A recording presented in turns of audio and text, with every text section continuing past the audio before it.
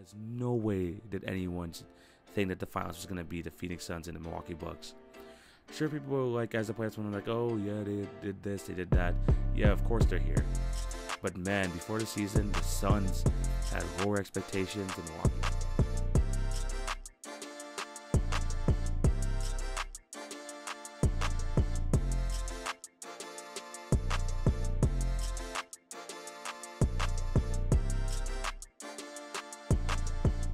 Hello and welcome to the Tuesday, July 27th edition of the TV on Basketball Podcast with your host, TV.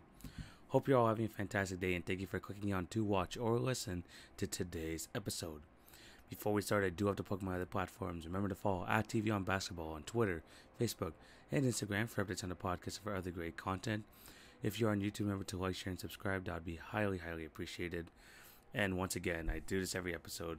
Hit the notification bell so you won't miss an episode of some great NBA offseason content, which is coming for you this week and just throughout the offseason. So be on the lookout for that.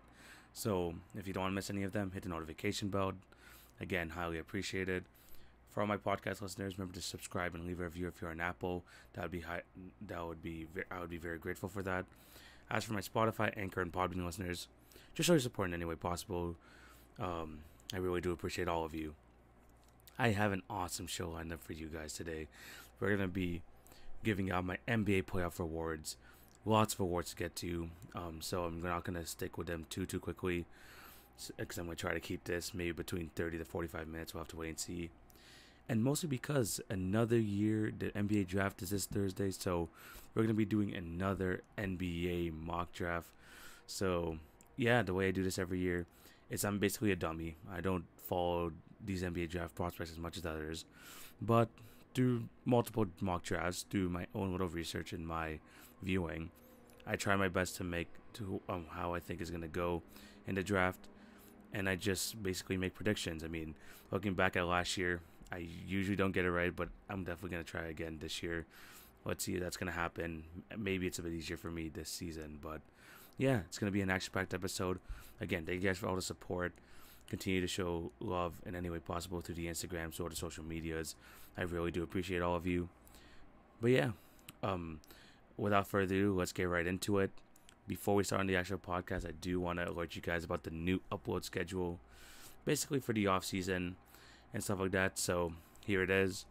Again, so every Tuesday and Friday is going to be the new episodes of the podcast, which will be out on Apple Podcasts and also YouTube. Be on the lookout for that. I'm going to try my best to get some more posts out every day, at the least one, 2 or 3, maybe 3, like I used to do back in the day. But yeah, that's what's going to happen with the social medias and the podcast. And I'm basically going to be doing this throughout the off season, maybe some cool ideas. Hopefully we have some guests on. And then probably before the preseason and stuff like that, I might take a 1 to 2 week break from uploading and just posting on Instagram in general. But yeah, besides that, it's going to be a really good off season. Hopefully it's just as exciting as it is in other years. But yeah, it's going to be a really good off season. Lots of content coming out for you guys.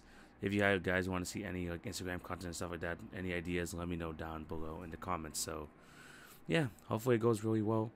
But without further ado, let's get right into the playoff awards, because another year, another season has gone through. So that means I'm going to be making my playoff awards. We're going to have, the usual suspects, like the MVP, the Coach of the Year, the Defensive Player of the playoffs, all that good stuff. But we're also going to be having some fun awards, like the Breakout Star, Biggest Surprise, Biggest Disappointment, etc. It's going to be really good.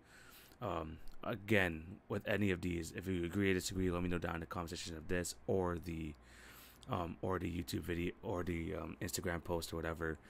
Just to leave your thoughts about whether you agree or disagree with any of these award choices I give out. But let's get right into it.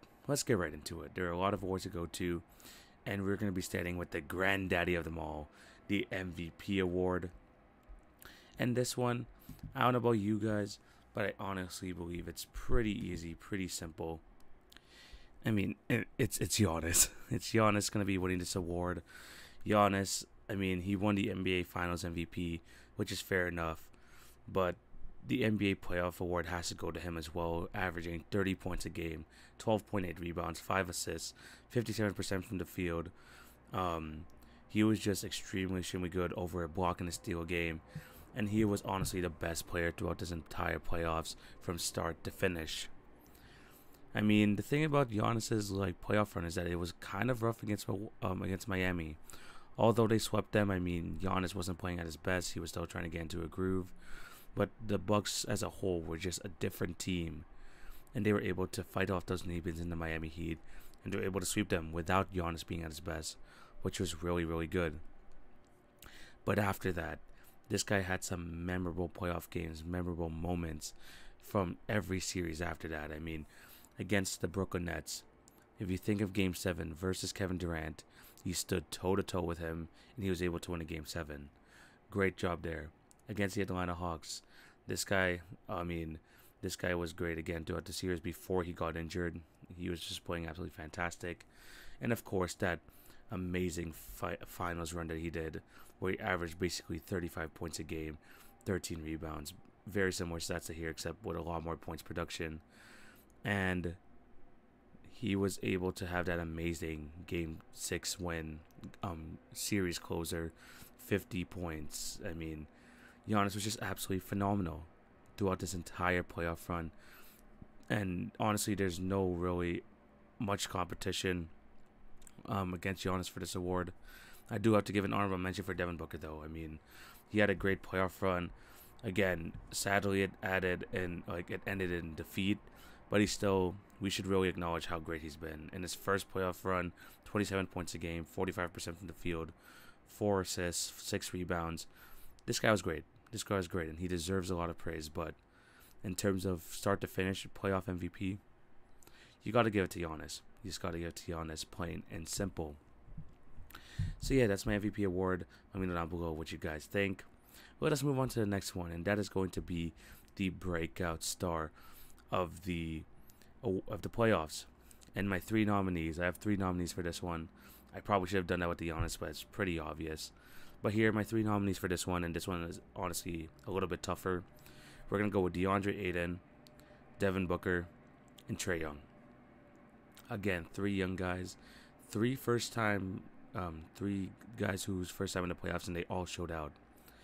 Let's start off with DeAndre Ayton. In his case, he showed a lot of improvement, especially on the defensive end, being the backbone of that Phoenix Suns team. And this guy, he has to face so many good big men throughout this entire playoffs. I mean, first round against the Lakers, he had to face AD, and AD had some great games against him, but I think Ayton held his own. Then he went against the MVP, Nikola Jokic, which again was a very tough series for him, but he still held his own against them, and he played extremely well on both ends.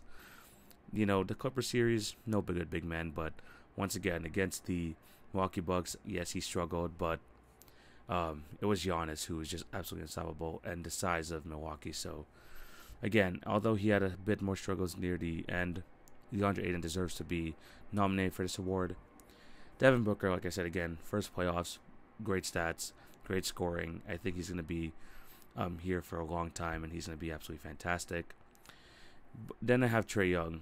I mean, in his first playoff appearance, this guy gave us so many memorable moments when it comes to shushing, when it comes to just these big-time playoff moments, whether it was against the Knicks in Madison Square Garden, Philadelphia. This guy just continued to perform series in, series out. Even before his injury in the Milwaukee Bucks series, this guy was still performing. And for a guy who's a number 1 option, for a guy who's leading a team who was once 14-20, was going to be happy with just a play-in tournament spot, to go on to be the number 5 seed and win 2 series in the playoffs. I mean, you got to give him a lot of praise for that. And by the way I'm talking about him, I guess you guys already assumed I have Trae Young winning this. I mean, yes, it's easy to give it to DeAndre Ayton or Devin Booker, especially because they made it to the finals. But Trae Young, man, 25 points a game, 9 assists, 4 rebounds, 44% from the field, almost 90% at the free throw line. I mean, this guy put the Hawks on his back, and he was a great leader. This guy was just someone that you would fight for if you're in the Atlanta Hawks, and he did a stellar job this postseason, and he definitely deserves to win this award. So, breakout star of the playoffs, Yes, Booker and Aiden were nominated, but I'm going to have to give this one to Trae Young. Next, we got Coach of the Year. Coach of the playoffs, I guess. Coach of the playoffs. And again, 3 nominees. We're going to have Tyronn Lue of the LA Clippers, who, for a good chunk of the playoffs, had no Kawhi Leonard, but was still able to pull out the series against the Jazz and win 2 games off of the Western Conference champions, the Phoenix Suns, without Kawhi. So, yeah, Tyronn Lue did a really good job here. Another nomination for this award is Coach Bud. Yes, I've been nagging on him throughout this entire playoffs, but if you look at the results, I mean, you can't argue with that. And he made the right adjustments in the playoffs, which I believe is his best coach series. And he got the W. He got the NBA championship. I could hate all I want, but he has the ring for show for it. So Coach Bud is definitely a nominee. And then Monty Williams. I mean, obviously, injuries did play a part in the Suns winning the Western Conference. But Monty Williams instilled a plan again for this young team. A lot of these guys first-time playoff performers, and they played so well together. They were able to get through the defending champion Lakers, the MVP and Jokic. They were able to get by the Clippers, who have been a pest on the side of many NBA teams. But Monty Williams was so able to do that, and that's why he deserves to be a nominee. But who is going to win this award? You can make a case for a lot of these guys for sure. But I'm going to go with Tyronn Lue. And here's why. Tyronn Lue, he showed us throughout this entire playoff run that this guy, he won an NBA championship with LeBron, but he deserves a lot of praise for the type of coaching he did. Because this guy coached his butt off. I mean, these guys were, the Clippers were down 0-2 in 2 series. They were also down 0-2 in the Suns series, if I believe so as well. So, you know, it really did look rough out there for the LA Clippers at times, but the Clippers and Tyronn Lue made the right adjustments.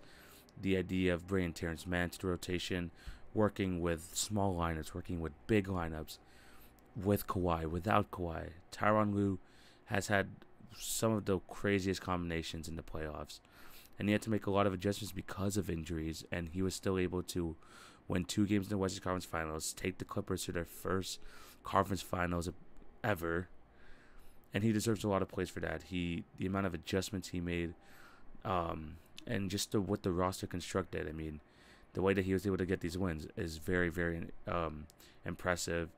And although Coach Bud and Monty Williams did make it to the finals, I think if I had to give Coach of the playoffs, I had to give to Ty Lue. So, Coach of the playoffs has to go to Ty Lue.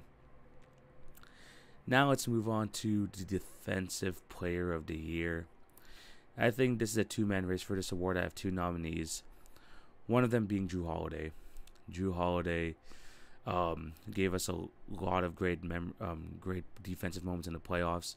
And what I liked about Jrue Holiday throughout this entire playoffs is that, look, he isn't going to hit shots a lot like sometimes. He isn't going to get the same offensive opportunities every single night. But you know what he does well every single night? Play on the defensive end. Make it harder for the other team's best guard. And he did that throughout every series. Against Jimmy Butler, round 1, against Tyler Hero. Round 2, he had to do his thing against James Harden, and at times Kevin Durant. But no one can stop Kevin Durant. But it is what it is. Then in the conference finals, going up against Trae Young, going up against Bogdan Bogdanovic, he did his thing. And then in the finals, the hardest task, going up against D-Book and Chris Paul, I think he held his own. I 100% think he held his own, and he deserves to be nominated for this award. And like I said, he has a defensive place to show for it. He has, the steal on Chris Paul after he fell over. And, of course, the reps on Devin Booker, on many NBA players throughout this entire playoff run. I mean, Jrue Holiday definitely deserves to be nominated for this award. Then we got Giannis. I mean, last year's Defensive Player of the Year, this guy was just a defensive rock. Yes, he did not have some of the highlights that Jrue Holiday did, even though he did, with the block and stuff like that. But Giannis is the heart and soul of the Bucks team, both on the offensive end and the defensive end. He affects so much in terms of perimeter defending, protecting the rim. He could do it all, which is crazy for someone like him who is doing so much on both sides. I mean, he 100% deserves to be this award. And although Holiday has the highlights, he has the buzz right now, I got to give it to Giannis for defensive player of the playoffs. I mean, yes, he had the highlights, but Giannis had the biggest impact on this, even in that finals matchup. I mean, Game 6, he was the best offensive player on the court, but man, those 5 blocks were nasty. Those 5 blocks were needed for them to get the win. So, yeah, Giannis Antetokounmpo, yes, he doesn't have the highlights like Jrue Holiday, but man, this guy has so much impact on this Milwaukee Bucks team with the way, like, which everything he does in the offensive end. And for that and for his impact that way, got to give it to Giannis, Defensive Player of the Year.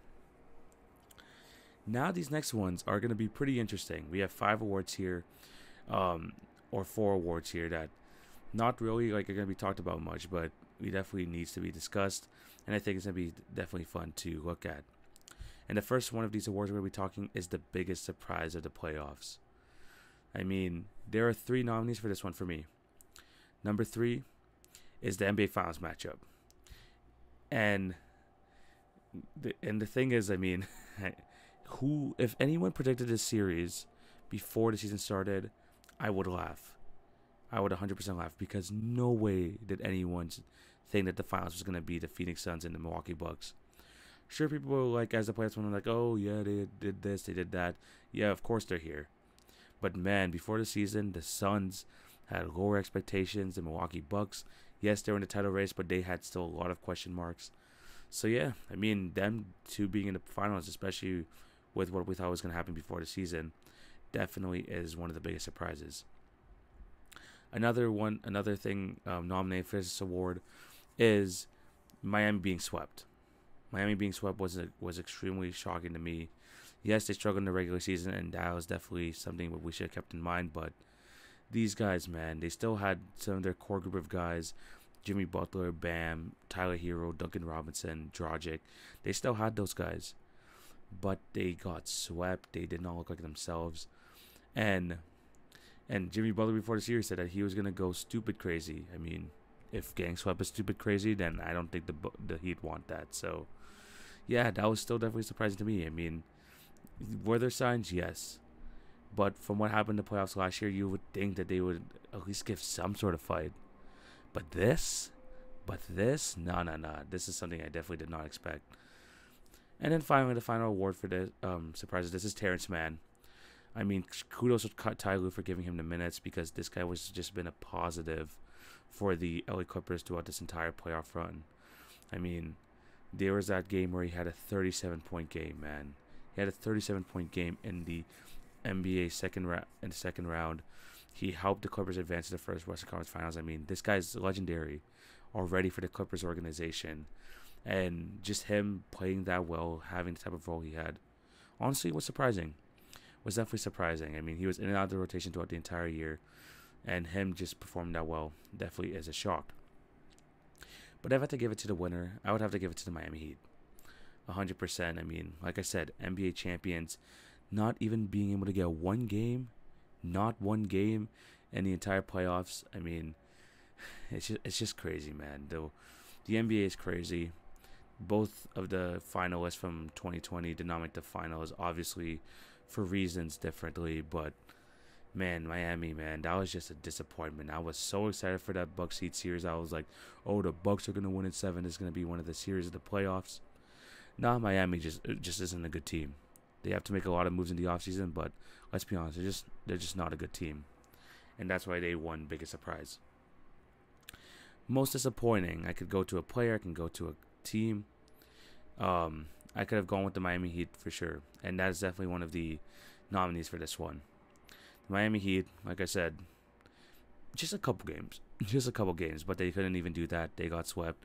100% one of the biggest disappointments. The next 3 are players, one of them being Michael Porter Jr. Was I putting too much pressure on a guy who's in his 2nd/3rd year? Yes, but when Jrue Holiday went down, I really thought Michael Porter Jr. was going to elevate his game. And look, he had his moments. He 100% had his moments. But I just was hoping for more from him. I 100% was hoping for more from him. He did have some good stats in the playoffs, though. 17, 6, 48% from the field, 40% from 3. but he wasn't number 2 material, and I was just hoping that he would get up to that level, but he didn't. So he was one of my disappointing players. Otherwise, Ben Simmons, I mean, in that second round, I mean, the 76ers should have won that. They 100% should have won that, but they didn't. And a big reason of that was Ben Simmons just got in his own head. The free throws, he didn't want to be there. The hack of Simmons, and obviously, man, that play in games, in game 7 of the second round. I mean, we're gonna get into that later, but so many bad Ben Simmons moments. This guy basically plummeted his draft stock. The entire team called him out. It just was not a good ending for him, and honestly, it's just disappointing, especially for a guy who's supposed to be the number 2. Yeah, that's just not gonna cut it. And then finally, Jimmy Butler. I can definitely group him in with the rest of the Miami Heat people, but we got to look at the leader. We got to look at Jimmy Butler. And he had a rough playoffs. He had definitely a rough playoffs. 14 points a game, 7 assists, 7 rebounds, but under 30% from the field, under 30% from 3. Just yikes. Just yikes. And again, man, Jimmy Buckets played so well in the playoffs last year, and to see him just not find anything going in this series was tough to see, and he definitely has to be a nominee for this award. Or if I had to pick one, again, some great options. I can go with the Heat in general: Ben Simmons, Michael Porter Jr., Jimmy Butler.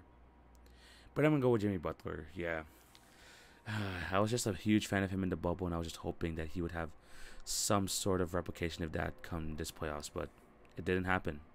It just didn't happen. Highly unfortunate.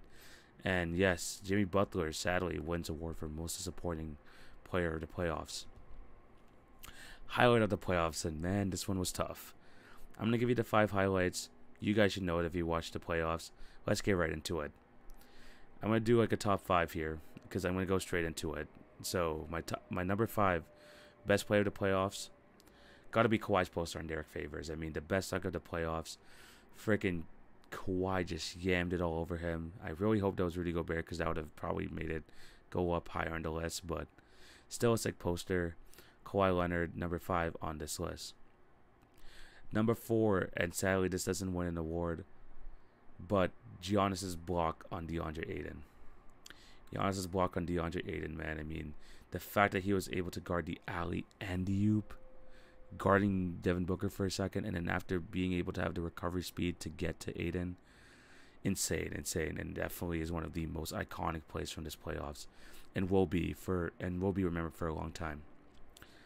Number 3, some people might have forgotten. I obviously didn't forget, but Damian Lillard, man, round 1, game 5 against the Denver Nuggets, 55-point performance, insane in the fourth quarter and overtime. In the 2 overtimes, like I mentioned before, 21 of the I think it was like over 21 of the last 23 points or something, maybe even more. This guy just couldn't miss.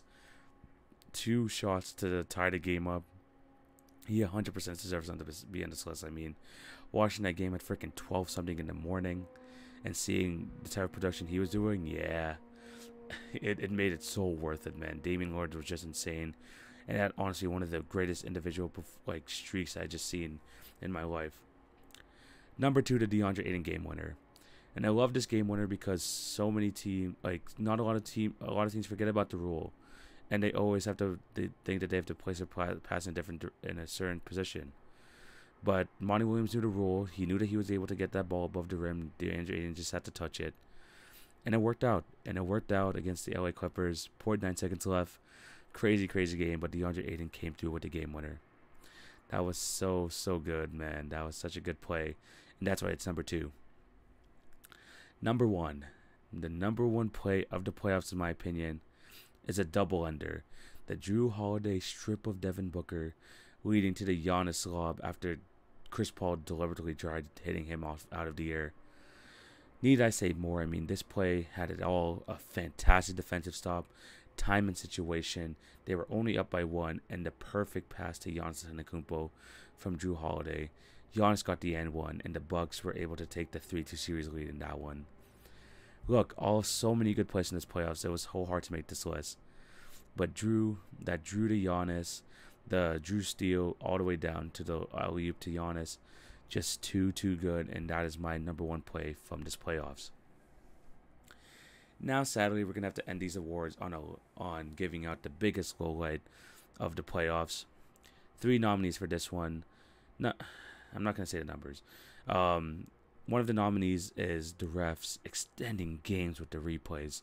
The amount of times I had to have a segment on a show talking about the refs taking the final 2 minutes of the game and going over 30 minutes. No, that's not how basketball flows. And man, it was just hard to watch. So many times here. You could even look at the ref situation with the Devin Booker 5 fouls in the NBA Finals. So much things you could point to. But yeah, they're definitely a nominee for biggest lowlight of the playoffs. The other honorable mention, or not honorable, no, I gave it away, but one of the other nominees is Patrick Beverley pushing on CB3. I mean, come on, man. I know you lost, but this guy talks trash all day and then can't handle a stare down going back. Not my guy. Not the type of guy I want to be supporting. That was just a Bush League move. I'm glad he got suspended. So yeah, that is one of the nominees. And then the Ben Simmons giving up the wide open dunk, 4th quarter, Game 7. Ben Simmons was wide open, but he was scared to go to the free throw line, man. He was scared. He gave up the ball. And man, I mean, Joel Embiid said after the game, Doc Rivers said after the game, that was the turning point, and that ultimately cost us the game. And that's basically kind of the sayonara, the goodbye words of Ben Simmons away from the 76ers, which I believe is going to be happening. So, yeah, those are the 3 nominees. You guys already know that the Beverly push on Chris CB3 is a honorable mention.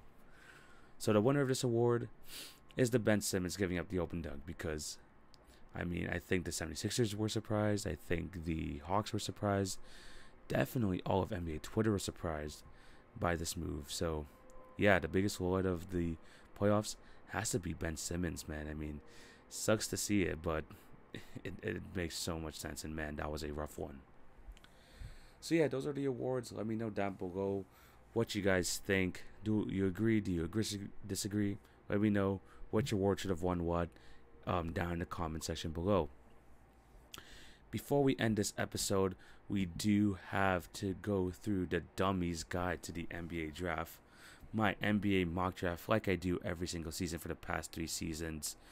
Man, we're back here again. I mean, it's crazy because last year I had to do this, I believe, in October or something like that, which is really weird, a weird time of year to do it. But the season obviously was short and stuff, so we had to do it then. But we're back. We have another mock draft. I looked at last year's draft. It was pretty off. They had LaMelo going first overall, which didn't happen. I had, like, crazy ones. I mean, Denny Avdia to the Hawks. Obi Toppin to the Cavs. I had Anthony Edwards going to the Hornets. I mean, the only one I got right was James Wiseman going to the Golden State Warriors, which I thought was going to be, like, basically guaranteed, which happened. So, yeah, definitely something interesting. And yeah, I mean, it was definitely rough. I mean, I think my biggest reach was Halliburton going number 4. He ended up going 12th, but honestly, he should have gone like top 3 or top 4 because this guy was fantastic. I'm glad to see him doing well, and my belief in him still stands. I mean, Tyrese Halliburton, great player. But here we go, mock draft, NBA lottery. Obviously, a trade went down yesterday, so I took that into effect. And here we go. Here is my mock draft for this NBA draft, which is happening this Thursday. So with the number 1 overall pick, the Detroit Pistons select Cade Cunningham out of Oklahoma City State. I mean, come on. Let's be honest. This was bound to happen. If the Pistons don't do it, what are they doing, man? Cade Cunningham is... Yes, there are a lot of star potential in this draft. But, man, look what Cade Cunningham is the number 1 guy here. Here on NBADraft.net, his player comparison is Jason Tatum, Luka Doncic. And that says a lot because this guy has superstar potential. This guy has 6'8" guard. He has the size. He has the jump shot. This guy has the scoring ability. The only thing that he really has weaknesses in is kind of like his athleticism. I mean, he's athletic, but he's not super duper athletic, and he's not really like super fast or quick as well. and he definitely has to have better, ball security skills. But this guy has it all. This guy has the offensive abilities. This guy has the size to guard wings and some guards. This guy's gonna be a great player. Pistons, man, you started to rebuild. You need to get a game-changing guy, and Cade Cunningham could possibly be that. So going number 1, Cade Cunningham. Number 2, the Houston Rockets will be selecting Jalen Green out of the G League. Yes, Jalen Green was in the G League last year, and I think that this is someone who is going to be definitely needed if the Rockets are starting over. Last year in the G League, he averaged 18 points a game, 46% from the field, 36% from 3, over 80% from the free throw line. And he was doing this against grown men, which is very, very, very impressive. His NBA comparison is Bradley Beal. This guy has elite athleticism. This guy can score on all 3 levels of the court. But I think the Rockets here, I mean, obviously you can go Evan Mobley as well, who I think is the number 2 prospect in this draft. But guards are just so much more influential, man, and they're gonna need someone like a Jalen Green to help kickstart this rebuild once again. I mean, Green is a good shooter. He's not fantastic yet. This guy's still sloppy with the basketball, and honestly, like the way I'm watching him and the way he carries himself, he's giving me real cat vibes. And what I mean by that is, you kind of need to get a winning culture around him right away. I think that he can produce numbers no matter where he is, but I don't think it's going to really translate into wins. So the Rockets, they're going to have a big decision here. Jalen Green, one of the best players in the draft, is probably going to be on the board. They need to start a winning culture, and Jalen Green should be at the forefront of that. Coming in number 3, the Cleveland Cavaliers are going to select Evan Mobley. I'm going to try to get through this faster. Again, I'm a dummy. I don't watch these college games as much, but here we go. Evan Mobley going number 3. To be honest, I really want my Raptors to get him, and hopefully he falls to them. But I think the Cavs are going to see this and going to be like, yeah, we really should go Mobley, and because he's just that good. Because honestly, he is the modern day big man. He could play the 4 and the 5. And the 5, one of the best defenders in this draft. Yes, his motor is kind of questionable, but he has all the tools to do well. And I think if you put him on, hopefully, the Raptors, I think he could do well there. But I do think the Cleveland Cavaliers see him as the most talented guy left. That's why I think it would be stupid for them not to go for him. So number 3, Evan Mobley. Coming in number 4, we have the Toronto Raptors selecting Jalen Suggs out of Gonzaga. Jalen Suggs obviously most memorable for his March Madness run, where he took Gonzaga to the final, which he ultimately lost. But he had those moments in the semifinals as well. This guy is a great two-way basketball player, great defender. And if I'm the Raptors, you got to go with one of the big 4 guys. I mean, there are a lot of reports, maybe them taking Scotty Barnes, them looking at Jonathan Kuminga. But honestly, Jalen Suggs is there. This guy has probably one of the biggest upsides in the entire draft. Pair him up with a winning culture there in Toronto. I think he can succeed. He is going to be the number 4 overall pick. Coming at number 5, we have Scotty Barnes. Scotty Barnes out of Florida State. By the way, the draft comparison for Jalen Suggs is Jason Kidd, De'Aaron Fox, which kind of says a lot because he looks like to be a great all-around player. And those 2 guys are pretty good themselves. Evan Mobley's draft comparison as well is Chris Bosh, which is pretty good. A Hall of Famer. That sounds pretty good to me. But back to number 5, Scotty Barnes going to the Orlando Magic. From all things I'm reading earlier, I mean, it seems like he has a lot of height now. This guy is kind of like Jabari Parker coming out of college or Draymond Green. And the good thing about Scotty Barnes is that this guy is versatile. This guy has power. I mean, this guy is 6'9", can attack the rim. And he has great defensive capabilities, which is really, really good. And I think someone like that could really benefit the Orlando Magic because they have some offensive good guys in Marco Fultz and Cole Anthony. They got a bit of defense on the inside with Wendell Carter. They got purely defense in the other power forward position, which is Jonathan Isaac. So they need someone who could play on both ends. they have a lot of good specialists, but they need someone that can do it well on both ends. And Scotty Barnes could be that guy for them. I could see it working. They just hired a new coach in Jamal Mosley as well. Things could change around. Hopefully, Scotty Barnes lands on them, and he can change around that team. Because number 5, I have Scotty Barnes going to the Magic. Coming in at number 6, we have the Oklahoma City Thunder selecting James Bouknight out of UConn. This guy's NBA comparison is CJ McCollum, and rightfully so, man. This guy is pretty athletic. This guy is not the best defender, but this guy can score the basketball. I mean, 13 points a game as a freshman, but in his second season, this guy put up big numbers, 18 points a game, 5 rebounds. Doesn't pass a lot, but this guy shot over 44% from the field, almost 78% from the free throw line. I mean, the only thing is, this guy can get a bucket. We know that for a fact. But he is just hasn't have a consistent jumper yet. That's something to be worried about. But man, this guy's a good player. I think OKC Thunder can see him being paired up with either Shai, with Shai in the backcourt. I think it'd be really good. James Bouknight going to Oklahoma City Thunder. Going number 7, the Golden State Warriors select Franz Wagner. Yes, Franz Wagner. Hopefully I'm saying that right. Franz Wagner out of Michigan. Franz Wagner's NBA comparison is Nemanja Bjelica on NBADraft.net, which doesn't seem great, but he honestly fills a need for the Golden State Warriors. This guy, if they want to compete for a championship, I would usually tell each team to kind of go with the best prospect, but the Warriors are in a unique situation right now, and I think they need guys, if they're going to keep their draft picks and not trade them, to have someone that can help out their team right away. And this Franz Wagner guy can do so. I mean, a small forward/power forward, standing at 6'9". This guy is super long, and last season in Michigan, averaging 12 points a game, 6 rebounds, 3 assists. This guy's a good player.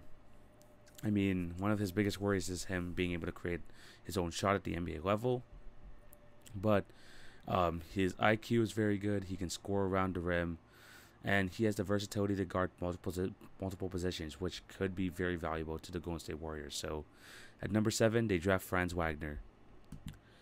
Coming at number 8, the Orlando Magic will select G League player Jonathan Kuminga. This guy, man, Jonathan Kuminga, looks like he could be a great player on both sides of the ball. And just like Jalen Green earlier, this guy has played against grown men in the G League. His NBA comparison is Jaylen Brown, which says a lot. I mean, this guy could be a very, very good player. This season, he averaged almost 16 points a game, 7 rebounds, almost 3 assists, a steal, and almost a block. 38% from the field is kind of worrying. 24% from 3 is pretty worrying as well, but he can still score the basketball. Very good defender. He just needs to get consistency in shooting, because this guy is extremely, extremely talented, but he could be one of those guys that if he doesn't improve his jumper, could really hinder his progress going forward. Possibly like a Ben Simmons. Hopefully he can develop more into like a Jaylen Brown, more than a Ben Simmons for sure. But yeah, hopefully that's the case. And Jonathan Kuminga going to the Orlando Magic again. 2 wing players for Orlando, which they need guys that can play both sides of the ball, which these guys can for sure. So yeah, coming at number 8, we have Jonathan Kuminga. Coming in at number 9, we have the Sacramento Kings on the clock, and I believe they're going to be selecting Moses Moody out of Arkansas. This guy's NBA comparison is Glenn Rice and Robert Covington, which tells me that he is a good player on both sides of the ball. This guy has a 7-foot wingspan. This guy is a shooting guard who's pretty tall, I think standing at 6'6". And in his freshman year, he averaged 16 points a game, almost 17, 6 rebounds, 1.6 assists, 43% from the field. This guy's good. This guy has a great feel for the game. He can read like defenses very, very well, and he could take advantage of them, which is good. He's not very athletic, and he can create shots to a certain extent, but not all the time because of his lack of athleticism.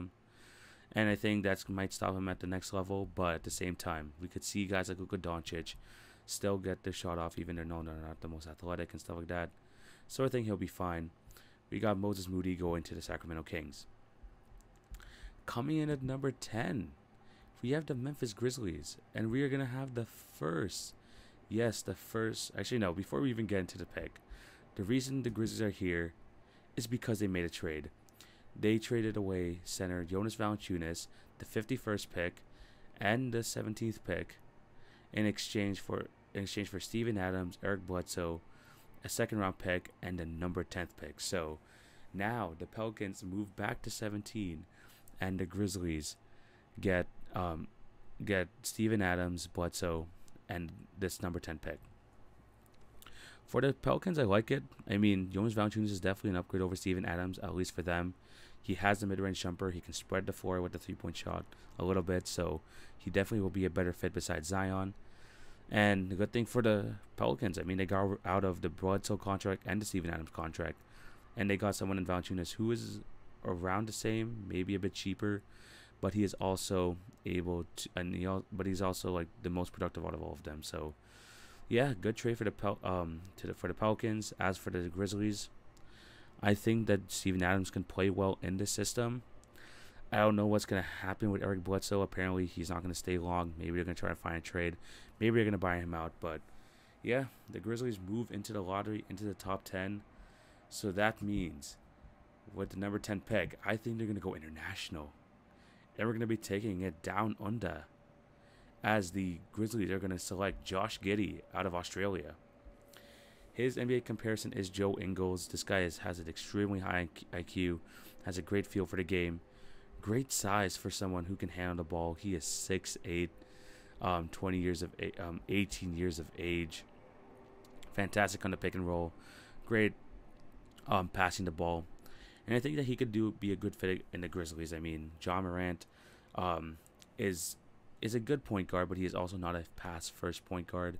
So having someone like Josh Giddey beside him could definitely be very good to help distribute the ball.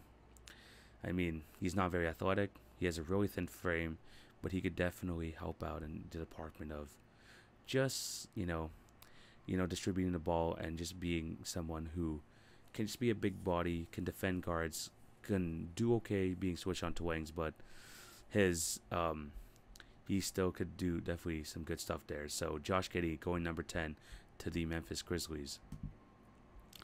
Coming in at number 11, we have the Charlotte Hornets. And at number 11, I believe they're going to be selecting Kai Jones out of Texas. Literally, Kai Jones is like one of those players who's just a great rim runner. His NBA comparison is Jackson Hayes and Jaren Jackson Jr. In his second year in Texas, improved from his first year for sure. 9 points per game, 5 rebounds, 58% from the field. He didn't get many minutes, but he was definitely gave him some key minutes for sure. And look, I think it fits out nicely with LaMelo Ball. He needs a lob partner. They need to address the center situation. Easy. Kai Jones is on the board. I think that's someone that the Charlotte Hornets should definitely go after because he's talented enough to go this high, and he does fill a position of need. So, yeah, I think Kai Jones could be a good player for them. Will he start right away? I'm not sure, but he's definitely someone that could be with the Charlotte Hornets long term. So, coming at number 11, we have Kai Jones going to the Hornets. Coming at number 12, we have the San Antonio Spurs. And with the 12th pick, of course the Spurs are going to go international. Are you kidding me? At number 12, I have them taking Alperen Sengun out of Turkey, an international player. This guy, man, I mean, it just fits perfectly with the San Antonio Spurs and what they like to do. They like getting international guys who can help them right away. I mean, in his one season in Turkey, this guy Sengun averaged 19 points a game, 9 rebounds, 2.5 assists, over a block and a steal a game, 64% from the field. This guy is just a monster on the inside. He is extremely skilled. He has great low post moves. Not very athletic. I mean, he's average. He's a bit small for a center as well at 6'9". And he's kind of slow to like move him to the power forward situation. So definitely going to be hard to kind of keep him in the game for long periods of time. But I do think with his skill, with his IQ and all that, He fits right into San Antonio Spurs system. I think Pop is going to have a great time coaching him up, being the roll man in the pick and roll. Sengun's a good player. He can punish guys down low, and he is a good passer for a big man. So, kind of fits the Spurs criteria. He's going to be going to the number Spurs at number 12. Number 13, the Indiana's on the clock. And you know what? I think they need some shooting. So at number 13, I have the Pacers taking Corey Kispert. Corey Kispert is one of the... Oh, man, this guy's just one of the sharpshooters of the draft. Obviously, he was with Gonzaga as well. Teammates with Jalen Suggs. And this guy's an absolute sharpshooter. He is an absolute sharpshooter, a senior there. And I think he can help the Pacers right away. They might lose Doug McDermott in free agency, so they could just fill that hole in right away. Maybe he could start too, because, a starting lineup with Brogdon, Levert, yes, they're good shooters, but they don't have an elite shooter, especially with Sabonis and Turner occupying the paint. Getting someone like Corey Kispert, although he's a bit older at 22 years of age, can help them right away. Very good shooter. This guy, I think it could be really good on the NBA level right away. So, yeah, Corey Kispert going to the Indiana Pacers. His NBA comparison, by the way, is Joe Harris, so kind of checks out. Then at number 14, the Golden State Warriors are back on the clock. And like I said, I'm going to be making these picks as if they haven't made a trade. So, Golden State needs an NBA-ready player. There's another 22-year-old here, I think, that can help them right away. I'm going to be going with Davion Mitchell. Now, the funny thing is, there's a possibility he can go number 7, and I wouldn't be surprised, but I don't think that any of these other teams ahead of the Warriors are going to want to get a guard or going to try to go with someone that old. So I think the Golden State Warriors will be safe, and they're going to be able to draft them at 14. I mean, this guy's had a 4-year career, man. In his last season as a senior, 14 points a game, 2.4 turnovers a game, but 2.7 rebounds, 5.5 assists, 51% from the field. He's a good player, man. Very efficient. He's an elite shooter. He can shoot on all areas of the court. But the only thing is, him as a guard, he needs to work on facilitating the basketball a bit better. He needs to work on that. And again, he's 22 years old, but I think that benefits the Warriors here because they're trying to win now. So Davion Mitchell, I mean, being able to score at all 3 levels is great. He can make the right decision. He does have to work on his passes and turnovers because 2.4 turnovers a game is a lot compared to only 1.9 assists. So that's definitely rough, but I still think that this guy could be really good for the Warriors. His NBA comparison is Ty Lawson, so someone who's shifty, someone that can get by defenses. He just needs to work on his facilitating a bit more, and I think that he can definitely help out as a backup guard there for the Warriors. So, coming at number 14, I have the Warriors taking Davion Mitchell. So yeah, that is my NBA mock draft. Let me know down below what you guys think. Do we have some guys too high, some of these guys too low? Obviously, I think some draft people notice a lot better than me, so say what you will. I'm a dummy trying to navigate myself through this mock draft. I'm hoping that the Raptors make a right decision there, and hopefully Mobley falls to us, but it is what it is if it happens. But yeah, it was a great episode, and yeah, just let me know down below what you guys think of my mock draft. But I think this is where we're going to end today's episode. Thank you guys for watching and listening. Remember to show love on all the podcast channels. Like, share, subscribe, hit the notification bell if you're on YouTube. And remember to follow TV on Basketball on Twitter, Facebook, and Instagram for some awesome content. This week, again, NBA draft is this Thursday, so hopefully I can get an episode to you by Friday or Saturday. I'm leaning towards Saturday because I do want to do a review on that NBA draft, also along with doing my free agency preview as well. So be on the lookout for that. Hopefully there's some trades going on as well during that draft to talk about. It's going to be very, very interesting. Maybe I'm just going to do a draft review show. Who knows? But there's going to be lots of shows coming through in the future. Hopefully I can produce more in terms of the post on Instagram. But yeah, thank you guys for all the support. And again, just continue to just do whatever. Listen to the podcast. Share it on YouTube and just share it to people. Let's grow this community. And let's just talk some basketball like we always do. But yeah, thank you guys for all support once again. Hope you have a fantastic day. TV signing out. Take it easy, guys.